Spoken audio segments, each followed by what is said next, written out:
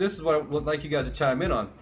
2008 for me was a wake-up call for so many folks, in that it's no longer our parents or our grandparent generation where, hey, if I just get the job and I show up on time, I'm guaranteed 20 years in the gold watch. We've heard and been part of conversations where folks 6 months from retirement to get their full benefits, the company decided that it was in their best interest to lay them off to save them money, which basically destroyed that family's focus on what their future was going to be. And absolutely ridiculous. And all it told me was that's no longer out there, and we're all expendable. So to me, I can spend time, effort, energy trying to become that career corporate ladder guy, or just go out and carve my own thing. Yeah. And to me, it's so much more rewarding. But what is your take and input on that?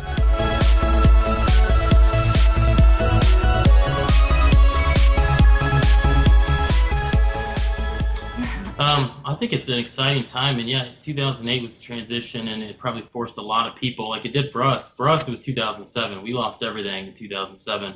So the real estate business that we had built up until then completely fell apart. Real estate in Florida was really bad.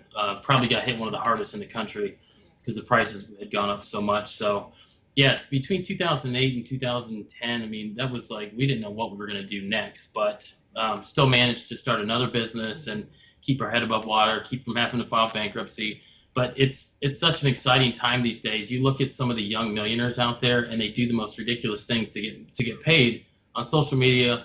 Our son follows guys on YouTube with like millions of subscribers, and they're just the biggest nerds making money, doing stuff that they love. But that's the exciting time we live in. So I think there's no excuse now, like there was maybe 10, 15 years ago. Lack of resources, lack of opportunity. Anybody can make a way these days, and it's exciting for our kids as well. We have no fear for our kids because we know what we're going to have them do and what we're going to help them with.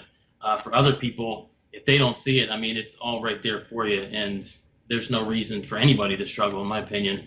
Yeah, that's so true. And you have a great support system here. And then, how many kids do you guys have? 3. 3. And the ages? We have a daughter that just turned 16. She just started driving today by herself. Right. Oh no! I'm just joking. I'm excited. I'm not worried at all. He's excited because we don't have to take her anywhere anymore. Yeah. But we have 16-year-old, an 11-year-old, and a 7-year-old. Nice. Very cool. And it's great. I mean, even our kids are grown. We have a 21 and almost 25-year-old. But they learned from us in what we were doing, to grow our business and things like that. So they're very much go-getters themselves. Yeah. And I don't want to spend time on that, but to your point, modeling what they're supposed to see and do. And they saw us go through all the hard work, the letdowns, the unexpected wins and losses. Yeah. But here we are and doing well. And I think that's been very defining for them and helped to mold and shape them, because prior to all that, our focus was like our parents. Hey, you're going to go to college, you're going to work 4 years, you're going to go out and get a job and work your way up. And it literally was the 11th hour where I went 180 degrees. I said, wait a minute, why would I want to saddle you with a couple of $100,000 in student loan debt only for you to start at a minimum wage job?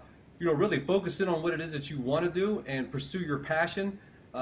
And learn those bumps and bruises and wins and successes along the way. I think it makes you a more rounded whole person versus reading stuff out of a textbook only to go and show up and say, well, we don't do it that way. We do it differently. Right. You know what I mean? So I still think our kids should go to college. I know some very, very young entrepreneurs, 16 years old, is intent on not going to college. And I'm like, you got to go to college. I mean, why not go to college? How much different and better of an experience will it be knowing you're not going to college to hopefully get out and get a job? And we tell our kids, you go to college, but you're going to get a scholarship. Our daughter gets straight A's, like she's going to get a scholarship, I'm sure of it.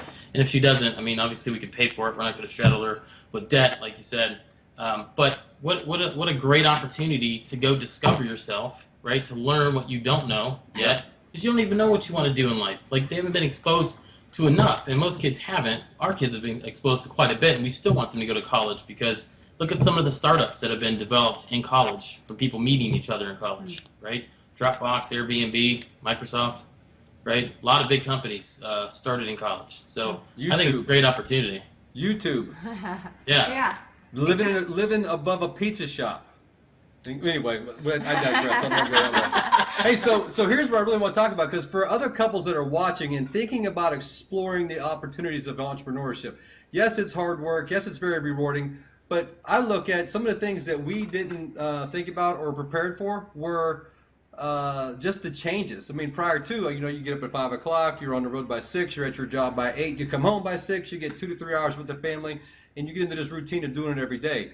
Clearly, that's not necessarily the case inside of an entrepreneurial family. So what were your challenges, and how did you come to figure out how to not cause problems, but to create just flow and synergy?